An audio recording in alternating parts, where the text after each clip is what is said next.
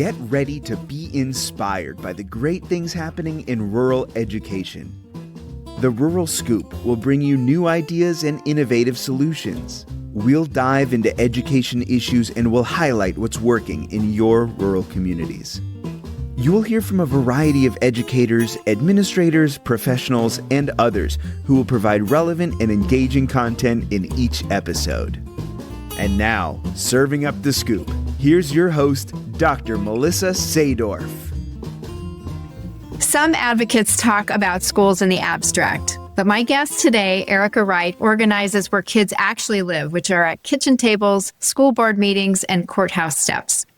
Erika is an education justice organizer based in Noble, Oklahoma, working with the Oklahoma Appleseed Center for Law and Justice and the Advance Oklahoma Kids Coalition to tackle the mechanics that shape students' days, whether it's fair funding, safe and welcoming schools, attendance and discipline that support and not sideline kids, and policies that keep public education strong in every community.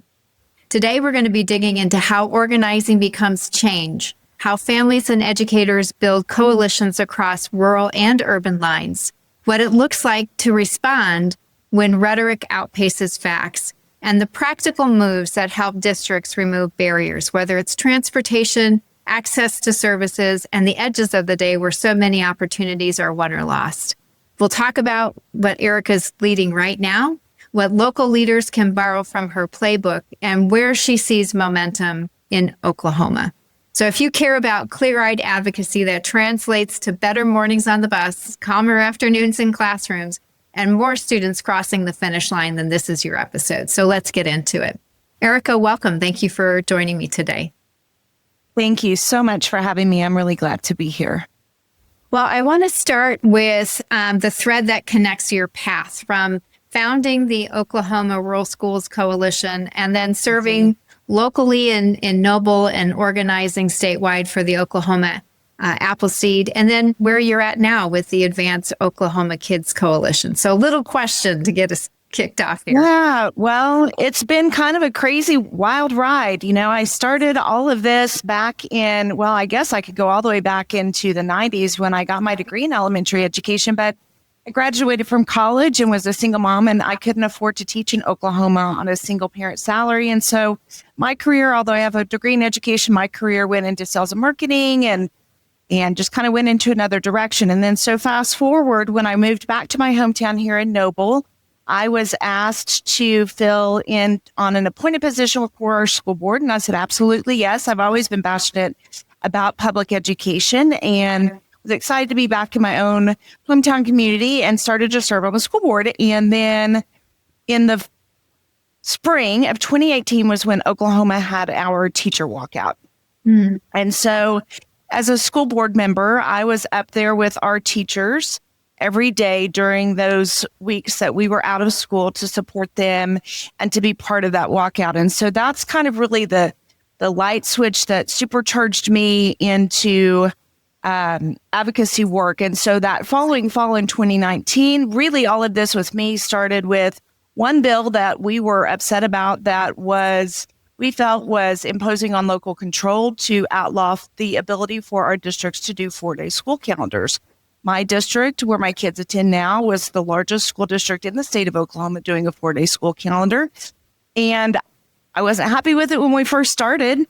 But then as a school board member and a parent, realized that we saw a lot of unexpected benefits. And so we just started going up to the Capitol to lobby against that bill. And long story short, we weren't really successful in that, but as far as the bill outcome, but what we were successful in was building a very small network of 4-day schools, mainly all rural.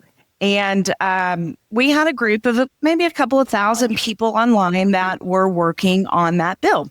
And so then COVID hit, everything kind of fell apart with that. As it should be, our legislature had some bigger fish to fry during COVID. And so here we have this little group of a couple of thousand people that, were already gathering together and doing some very loose grassroots organizing work. And so in the fall of 2020, since we were all at home, we decided that, here in Oklahoma, there wasn't really anybody that was doing front-facing public school advocacy outside of the professional organizations who do a wonderful job here in Oklahoma, but there wasn't anybody specifically trying to connect rural parents and rural stakeholders and community members to what was going on at the policy with the policies of the Capitol. So at that point, we rebranded to the Oklahoma Rural Schools Coalition, and our goal and mission was basically to create, to educate rural voters about what's going on and how they can use their voice and connect with the political process to make change and to support their schools. And so since then, we have grown to about 15,000 members in all 77 counties of the state of Oklahoma. We have a really great network of folks with the Rural Schools Coalition that has built over the years that are really, really fantastic advocates at the Capitol. Yeah. And so that's the Rural Schools Coalition. So a couple of years ago, I was contacted by Oklahoma Appleseed Center for Law and Justice. They were starting a new group called Advanced Oklahoma's Kids Coalition. And the coalition, they wanted to bring together some of the key advocacy, public school advocacy groups in the state to work together to help this Advanced Oklahoma's Kids Coalition. And so the Rural Schools Coalition was part of that. So I've been involved with this since the inception a couple of years ago. And then personal stuff, we had sold our construction company. I was looking for another job, and this job came open that I'm now sitting in the seat as the Education Justice Community Organizer for the entire state of Oklahoma. So the Oklahoma Rural Schools Coalition has not gone away. We are still there, but I am basically doing two jobs, one volunteer and one paid, and they work well together. And so now I've got an official role with a budget and a staff and support, and we've got some big plans that we're building and putting in place, the infrastructure right now to launch out statewide with Advanced Oklahoma's Kids Coalition. That's quite a journey. It's been crazy. And then throw Ryan Walters and all of that craziness into the mix. It's been a busy couple of years, for sure. Yeah. Erika, what did you learn about rural communities and policy during that time in Noble that you still use every day or that you still lean into? You know, I think that when I look at what I've learned about rural policy, especially from my personal experience serving here locally as a school board member, and also, I forgot to mention, I'm also past president and still current board member of our school foundation here. And I think what I've learned a couple of things. I've learned that real leaders that are impactful are ones who sit and listen to the people who the policy impacts the most. And I say that because so many times people get in a room and they think they've got all the ideas and they come up with a policy, whether it's local or state level, they come up with a bill at the state level, and nobody ever bothers to sit and listen to the people that it impacts. Nobody bothers to sit and get input from the people that it impacts, whether that's students or teachers or community members. There's at least here in Oklahoma, especially at the state level, there's this kind of sausage making thing that somebody comes up with an idea and they rush and they put it through and they push it through and boom. And that's really what started me in this process, is because we had this bill we were opposing that nobody really ever sat down with 4-day districts and rural districts to see what best practices were out there that could be considered when working on this bill. And so for me, I think that's one thing. I think also what I have learned through my journey is the power of the rural voice when it comes to legislation, lobbying, not professional lobbying, but citizen lobbying. We have so much power in the voices of our communities to be able to reach out. You know, here in Oklahoma and probably many of our states, we have more legislative seats in rural areas than we do anywhere else. And so the rural vote is the most powerful vote at the Oklahoma Capitol. And so it's been a really neat process to see our rural members become more confident with their voices and understanding the basics of legislation and policy, and really seeing them taking a hold of that and running with it and being confident in making change and putting pressure on our lawmakers. And so to me, those are probably the two most valuable things that I've learned through this journey. Great lessons. You talked about Oklahoma Appleseed, and can you give the listeners kind of a breakdown as to the problems that the organization was really built to solve? And I know that there are 4 pillars: organizing, legal research, legislative advocacy, and then impact litigation. And talk about how those things work together really to support the problems of schools that you're seeing on the ground.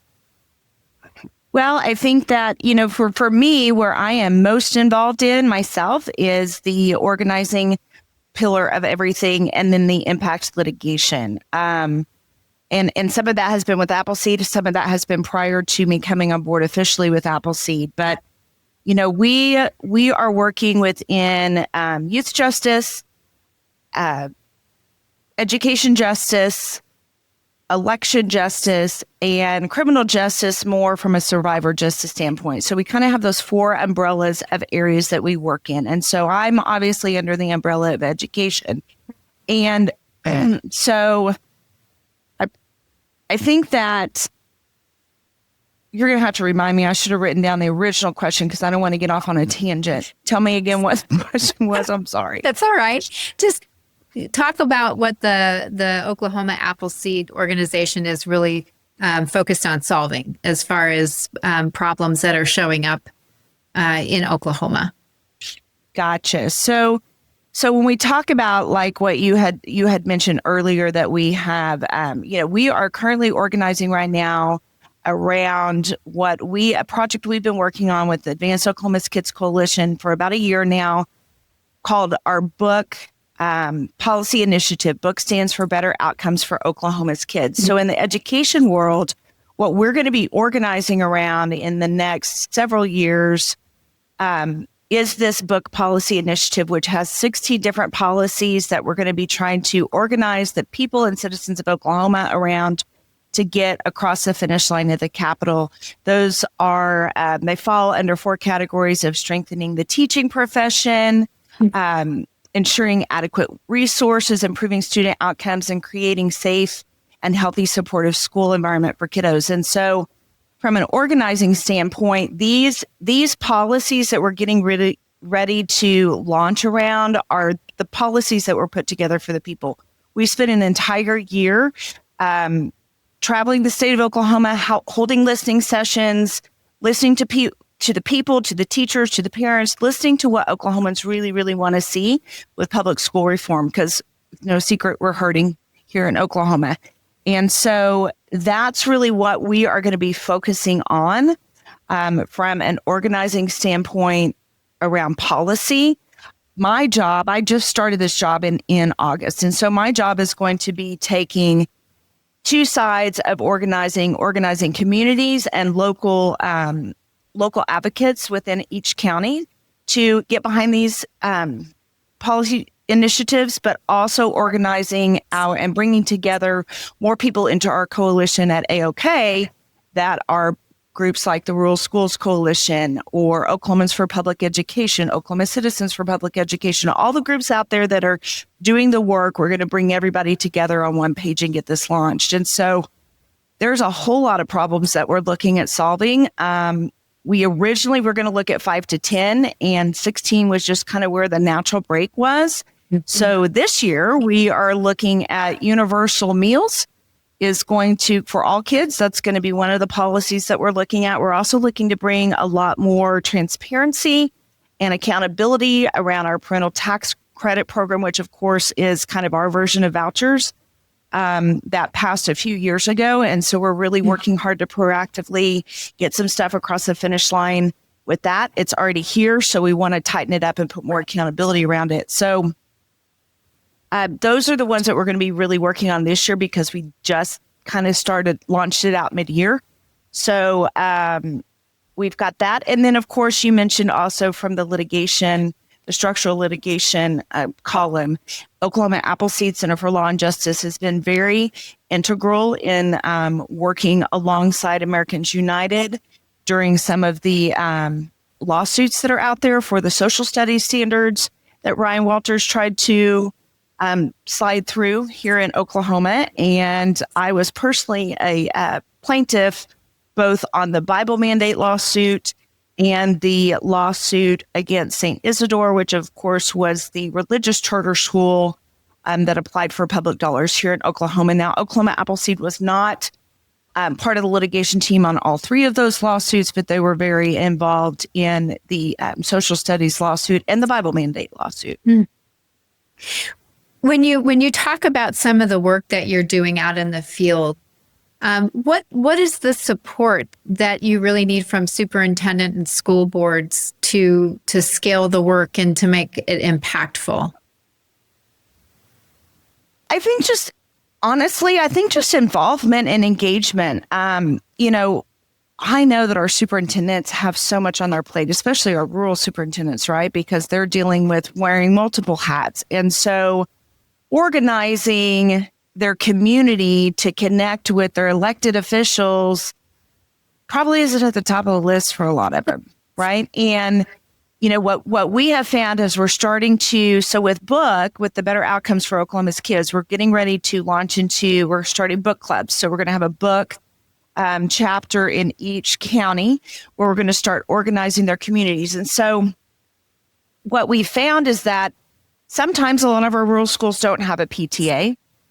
If they do, they're focusing more on what they can do to locally help their teachers there on the ground in their community, which is awesome. We don't want to replace any of that.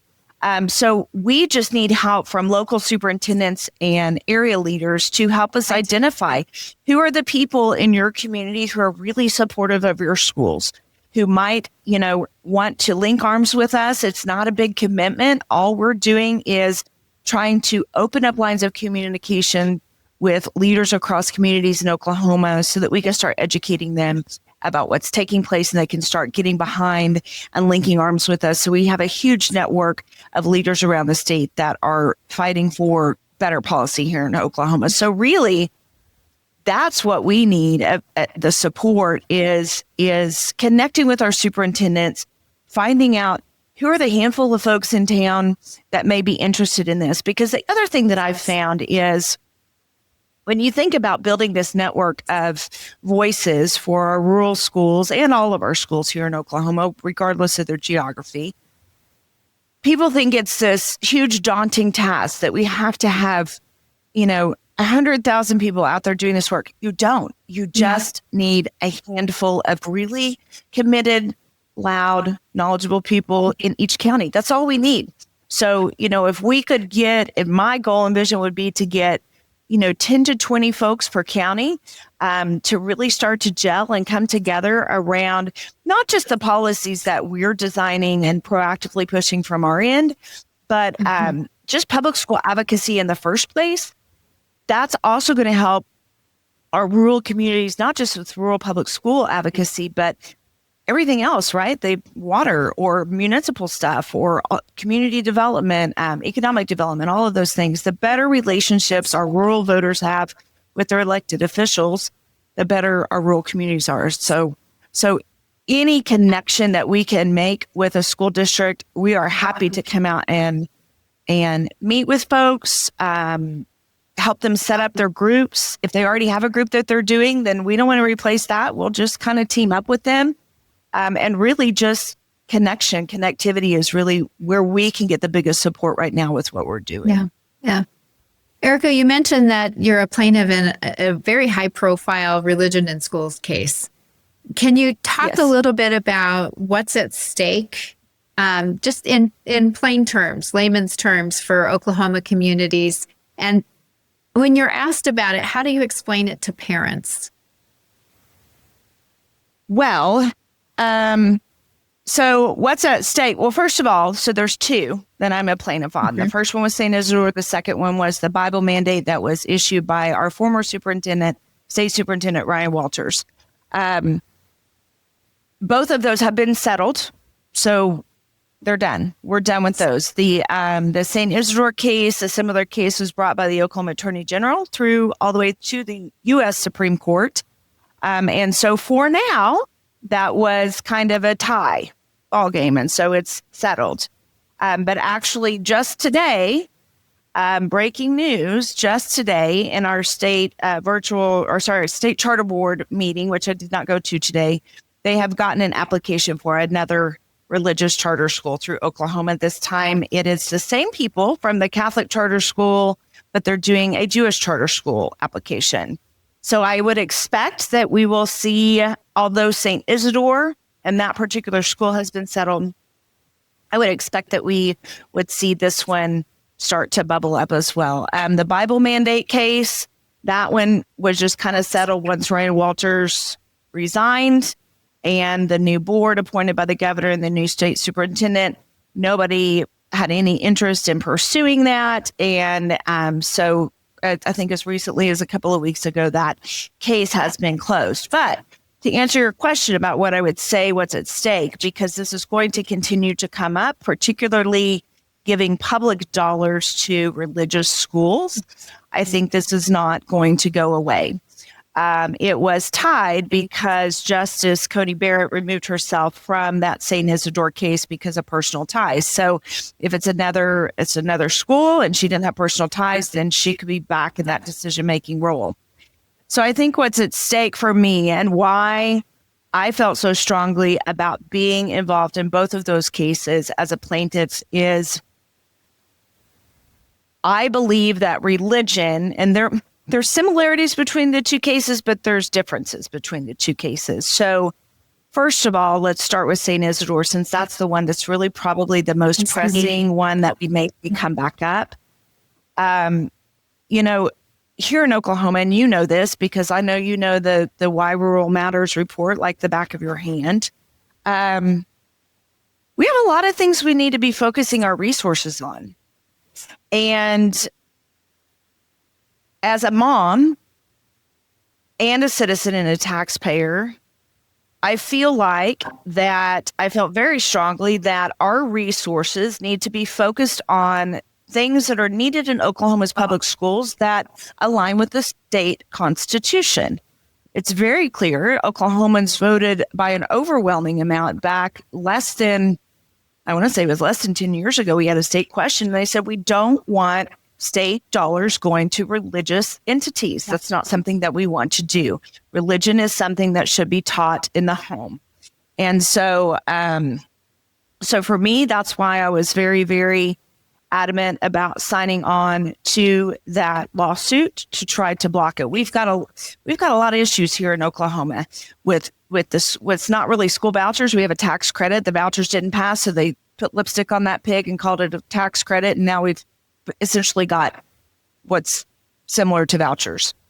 That's extracting an enormous amount of resources from our public schools. And then if you throw on top of that, public virtual charter schools that are religious based, I mean, where does it stop? And we're not even taking care of what we've got. And so that was another motivator for me that, if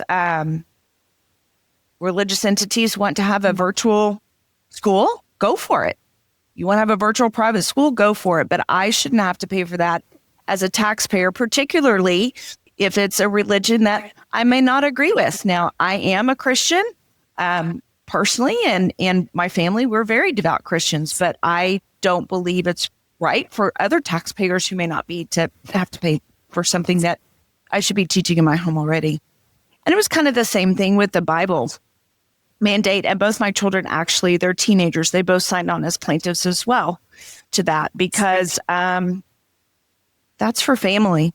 That's not something, I don't want something that I want my kids going to school learning about, math and science and reading and their electives and doing all those things. We've got Sunday for Sunday schools. I've got 19 churches here in my community. I don't need my school to be my church.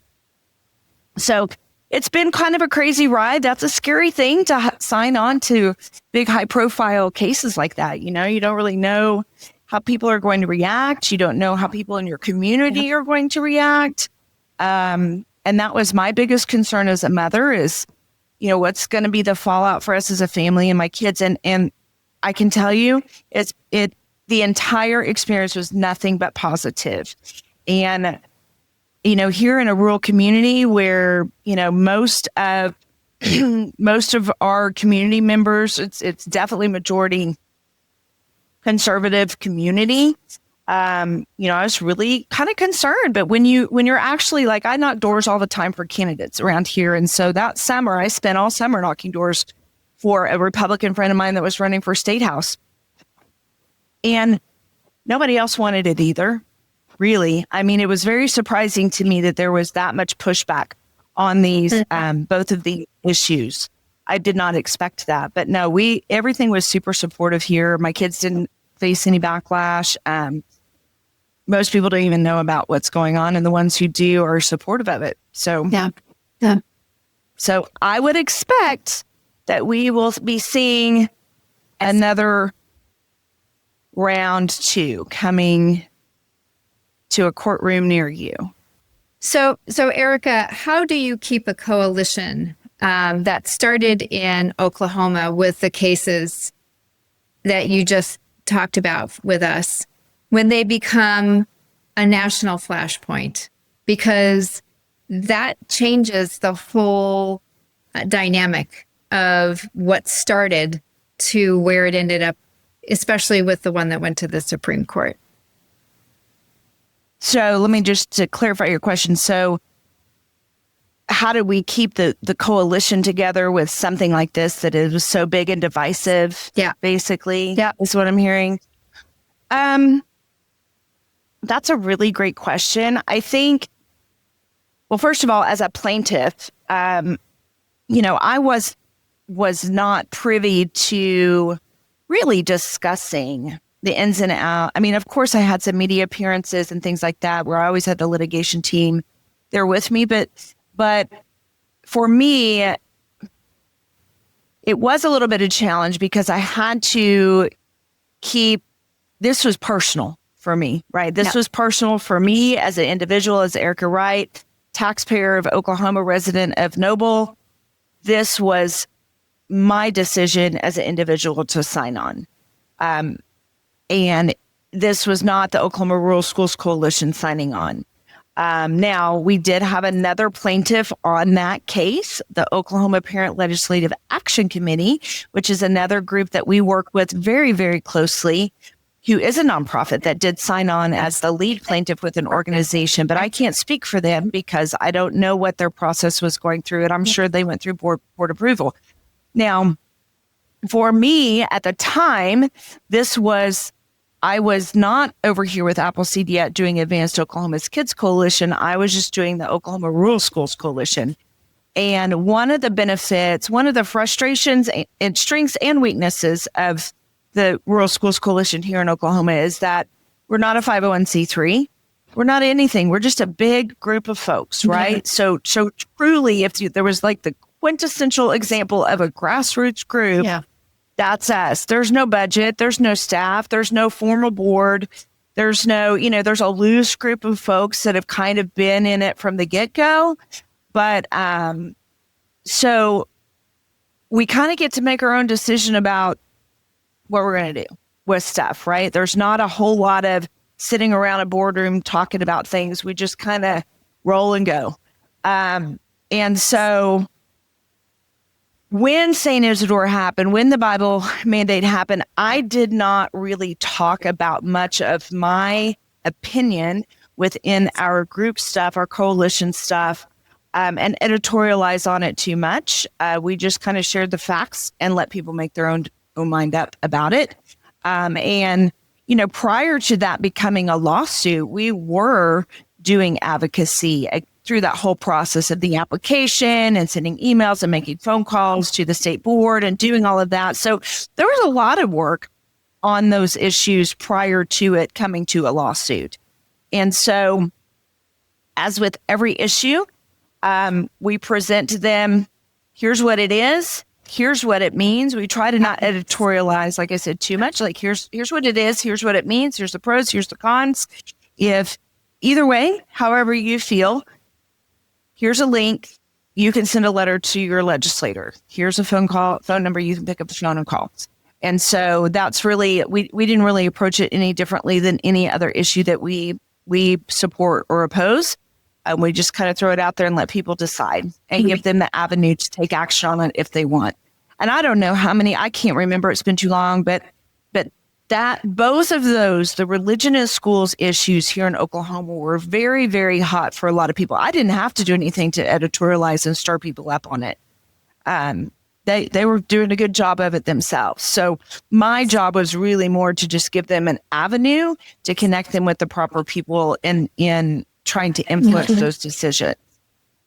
So yeah, kind of a weird little balance, but it worked. Yeah. You've also, you touched on it briefly just a moment ago, the voucher system, which is called tax credit in the state of Oklahoma, and how it's hollowing out rural schools across your state. What are you hearing from rural families? And is there anything that you might be able to share with the listeners that kind of frames what it looks like across the rural communities in Oklahoma? What's happening as a result of the tax credit? Sure. It's been a couple of years. So, the verdict is still out on a lot of stuff. One of the things that the legislature did not do is create very much transparency around the data behind this tax credit. And so we're still kind of a little bit behind in knowing who is actually taking advantage of the tax credit in general. And so the Oklahoma Tax Commission did just release a new report about a week ago where we do have some very high level data that shows us that I want to say it was something like 94% of the families that took advantage, don't quote me, it was 91, 94, somewhere in the 90s, the low 90s. 94% of the families taking advantage of that tax credit were already in private school. And the vast majority of the families taking advantage of that tax credit make over $150,000 a year. And we know here in Oklahoma that nearly all of our private schools exist in 3 counties. That leaves 74 counties that are not able to even access that program if they wanted to. Now, it's not as much of a direct hit to the budgets of our schools as a voucher system would have been, because it doesn't come directly out of the education bucket, the education budget. But here we are staring down the nose of a year that the legislature has already said that revenue is down. Nobody asked for anything new. We can't afford it. And our governor just yesterday already came out in the news saying, my priority is to lift the cap on this tax credit. So this tax credit here in Oklahoma is capped at $250 million. And he wants to go ahead and just lift that cap. Even though our revenue is down, everyone's struggling in lots of different sectors, not just education, mental health. Like, there's a lot of serious stuff going on. And so, I think that what we hear most from rural families and educators and people, rural folks that are paying attention and have their feet in the game, is that we're ranked 50th in education, in public education outcomes.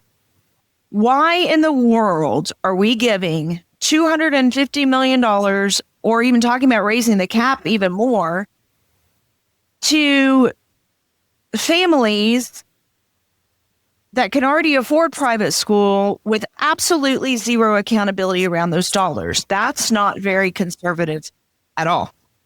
You think about it, there's nowhere else in our government at this state where we give away $250 million and we just write a blank check and that's it. And so there's a lot of discussion right now, since the ship has already sailed, about really reining that back with some more accountability measures. We need to understand, what are the schools that are using these? What are the schools that are taking it? Or where are the schools that these families are going to? Have we seen schools pop up that magically charge that amount for the fee or for their tuition? So it's still kind of in the early stages, but I know that there's going to be a push this year from our end to try to wrap some accountability around those dollars. If we're going to spend $250 million in private schools, then they need to take the tests that our public schools have to take, the standardized testing, so that we can have outcomes to show for the taxpayer investment. But I don't know where I don't know where we'll get. A lot of those things are bubbling up, but that's really, I think, what we hear the most is the frustration that we are focusing our finite resources on stuff that doesn't impact the greater good of the majority of the kids in the state. And the majority of the kids in the state couldn't even physically have access to those programs if they wanted to, unless they moved to Tulsa County, Oklahoma County. So folks are really frustrated with it. And I think I've also heard some of our rural legislators that are very frustrated with it. They were kind of given one thing and then some things pulled out from under them too. So I think there's a lot of situation where some trust has been lost between lawmakers and their constituency as well. And it'll be interesting to see. We have an election coming up this summer, so it'll be interesting to see if any of that frustration shows up at the ballot box in the June primaries in particular. Yeah. Especially those lawmakers in rural communities that are on the fence and haven't come down one way or the other. What would you say if you came across one of those legislators that were sitting kind of in the middle there and not really weighing in one way or the other? What would you say to them?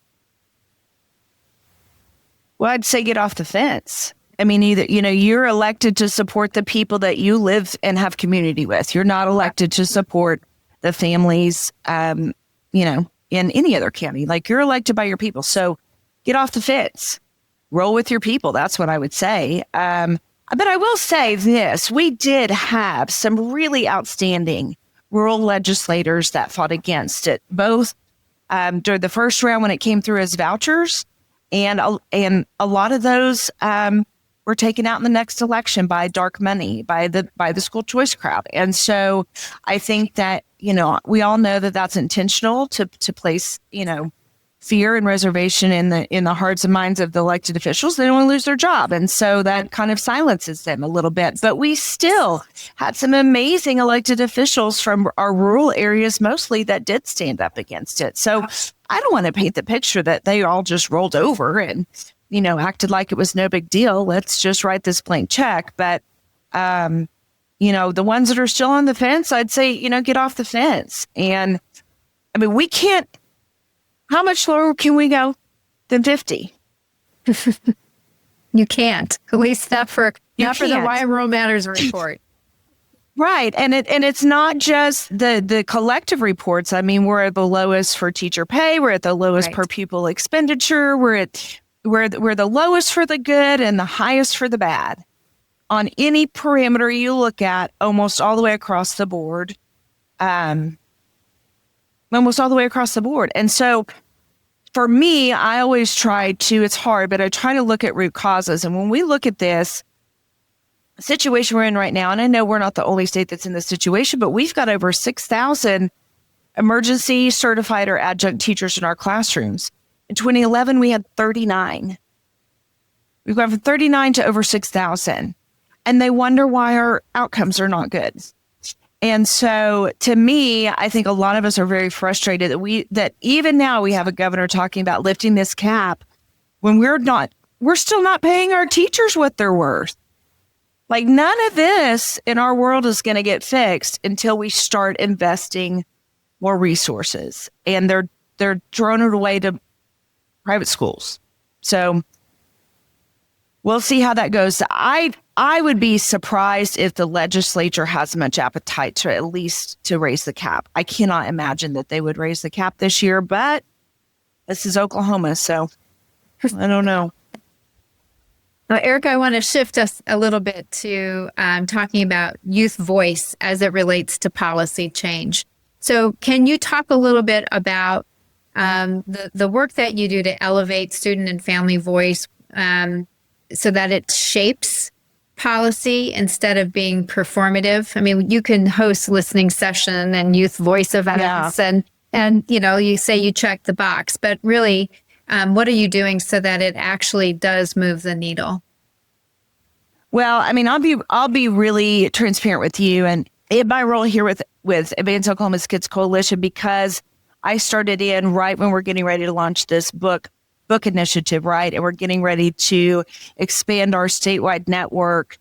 My focus right now with that, I don't have enough experience to be able to really honestly tell you what we've been doing either in either organization with the youth voice, because honestly, the focus has not been there with that. That is a focus of Appleseed altogether. And I think that they, our youth justice organizer is doing some amazing things in his world. They're doing a lot of work with youth around the state, around gun violence and things like that. But right now in this space, we're still kind of laying the groundwork.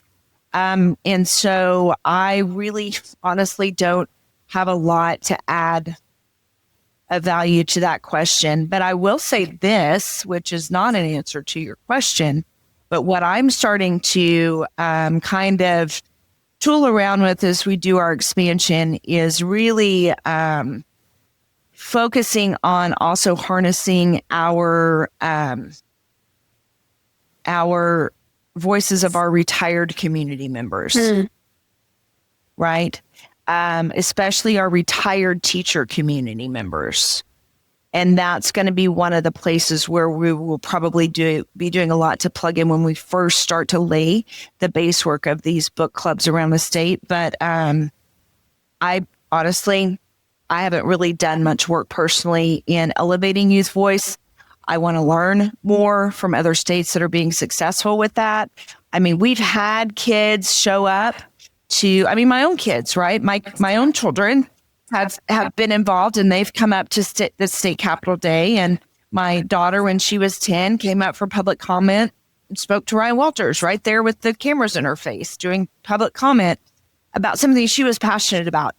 But that's my kid, right? So, I don't know the answer to that one, if I'm real honest with you, because I have not personally focused much on that yet, but I'm looking forward to learning. And we are part of several national networks where they're doing great things with this youth voice and amplifying youth voice in other states. And so I am really excited to start learning more about other community organizers on how they're being successful at doing what you said, making it something that's actually impactful and not just performative. Yeah. How, Oklahoma education right now is pretty noisy. And tell me about it. You mentioned a number of coalitions that are fairly broad, whether they're rural and urban or faith leaders, business, those kinds of entities that are coming together and coalescing around issues. How do you keep those coalitions connected, even though they are broad ranging, without watering down the goals that you're moving forward toward?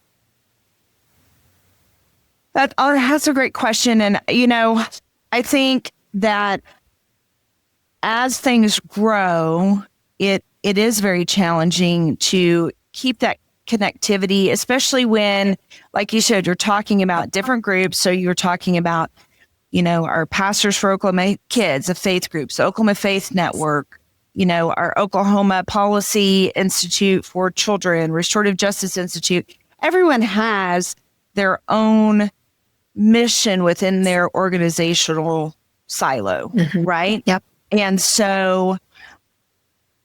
we're all human beings. And so that's the challenge of coalition building, is how do you keep everybody connected and on the same page? And I think in my experience, first of all, keeping things about, how do I put this? Keeping things about policy and nonpartisan, that it's not, this is about kids. So having the children as our North Star for every single thing we do, and trying to keep personal feelings about partisan politics out of it really helps.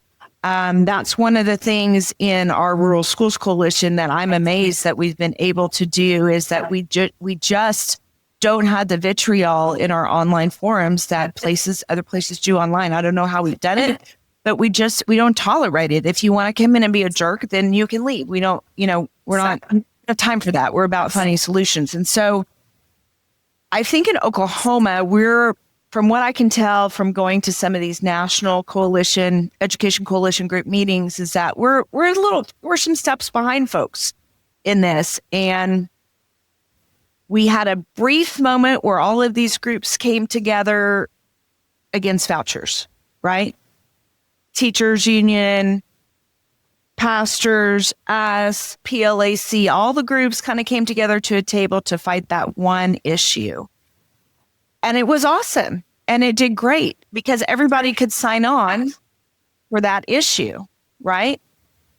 The challenge is when there's multiple issues, right, and you've got a coalition, right, of 10 organizations, and maybe 8 of them are on board with this one and 10 are on board with this issue, but only 6 are on board with this issue. And how do you manage that? And for us, with the Advanced, and again, we're still new. So the goal of the Advanced Oklahoma's Kids Coalition is we really want to be the group in the state of Oklahoma that brings together all the groups, right? We want to pull everybody into our family. I think that's going to take very intentional communication and connectedness with one another. And then allowing people to pull their name off of something. If they don't want to be involved, with a certain issue, that's okay. And having, now, as we expand it into our bigger, like our chapters where we've got just citizens in the community that are organizing, that adds even another layer of complexity onto it as well, right? And so that's what we're doing right now. Actually, this week and next week is building a more cohesive kind of, here's the expectations. Here's what the coalition stands for. Here's what our expectations are of members, whether you're an organization or you're just a community advocate, building just kind of a good, realistic expectations for everybody so that we, in rules of engagement on stuff. And so I don't have the answer to that. Hopefully I will have the answer to that in about 2 more years. Erika, what's next on your docket? What project or legal effort are you most excited about this year, and what is the change that you're aiming for? I am really, really excited about our book. Again, I mentioned it earlier, the Better Outcomes for Oklahoma's Kids. We have spent, and you ask anybody who's been pound to the ground, paid or unpaid, in public school advocacy here in Oklahoma, what the biggest frustration is. And I guarantee you 9 out of 10 people will tell you we are tired. We have been living in the era of Ryan Walters for 2 years. Prior to that, it's always been this environment here in this state of firefighting. Bad legislation comes, grab your fire hose, put it out. This is bad. Hair's on fire all the time. And there has not been, since 1990, when I graduated from high school, is the last time that I really remember any bipartisan, good, solid public education reform. They passed, it was a bill called House Bill 1017 back in 1990. It was awesome. Well, they've just chipped away. It's all but dead. I mean, they've chipped everything off of it over the years. And so I'm so excited because I think this is a pivotal moment for us. Ryan Walters is gone. Everyone's kind of been taking the last couple of months to just breathe and recover and adjust to what the world is going to be back without him in the picture, constantly making ridiculous noise and distracting everyone. But I'm so excited to finally have something that Oklahomans and advocates can get behind supporting the good stuff too, because we've got a lot of legislators that have written great policy over the years that goes nowhere because they don't have anyone supporting them with their voices from the outside. And so I'm super excited about this concept. And that's why we launched into it a year ago when Dr. David Black came to me with this idea. I was like, heck yes, let's do it. Let's be architects. Let's build a roadmap instead of just always running around chasing fires and putting them out. Let's create something by Oklahomans for Oklahomans that Oklahomans can get behind to make positive change instead of just spinning our wheels against the negative. Because most of us out here, and especially when you do community organizing, if we're not part of professional organizations like the superintendent's group or the teacher union or whatever, the rest of us that are out here fighting, we don't have jobs paying us to do this. I mean, I do now, but most people don't, right? And so they just get burned out and then they give up because it just, you're just constantly spinning your wheels against bad stuff. So that's what I'm really excited about. Now, we've got 16 things on that list. And of course, we're not going to get to them all this year. This is a marathon for us. But, we've just hired, we've hired a lobbyist. We are really working with across both sides of the aisle. We've got some amazing authors for some of our bills. Like, I'm just so excited to be part of some positive change and being able to bring something good to get behind to Oklahomans that care about their public schools. And how can local leaders plug into what you're doing?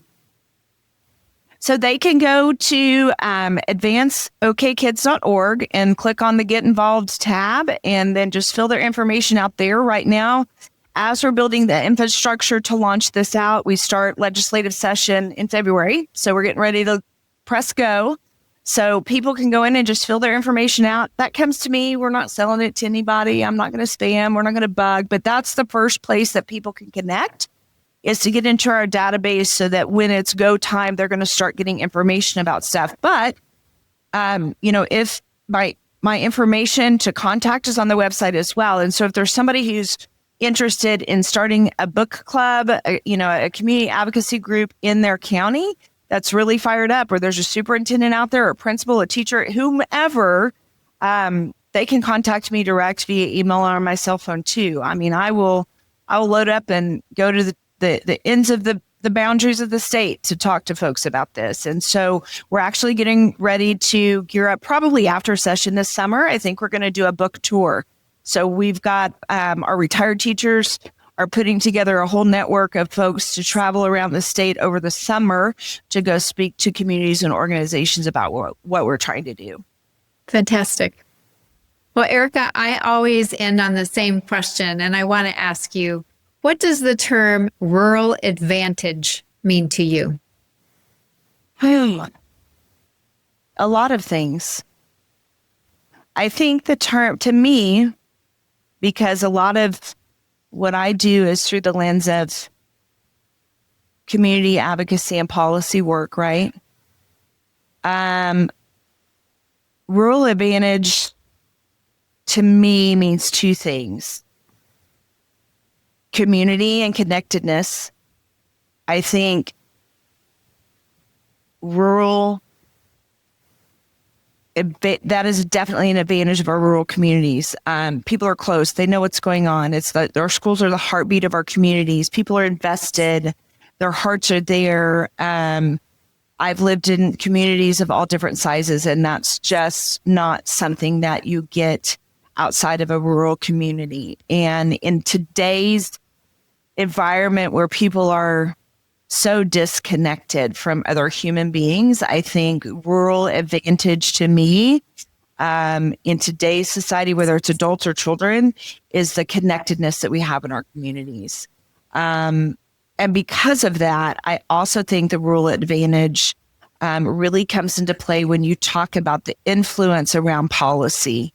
Because here in states like Oklahoma, our rural voices really do have an advantage over the rest when it comes to influencing policy if we do it well. And yeah, I think that's definitely something that comes to mind because that's kind of the lens that I look at things through, but that's what I would say. Well, that's a great answer. Thank you for sharing that. You bet.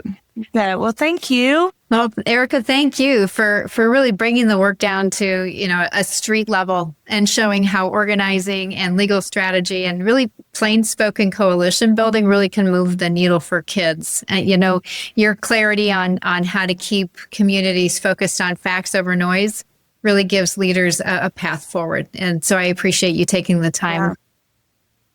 You bet. Well, thank you so much for having me. And, we look forward to continuing to learn how to do better. And we are always open to partnering and learning from folks in other states that may be further ahead of us on this, on, what their highs and lows have been so that we can learn from that. So we're excited about the future. For once in a long time, I'm excited about the future of public education in Oklahoma. We have nowhere else to go but up. Well, and you have said it well. There's nowhere to go but up.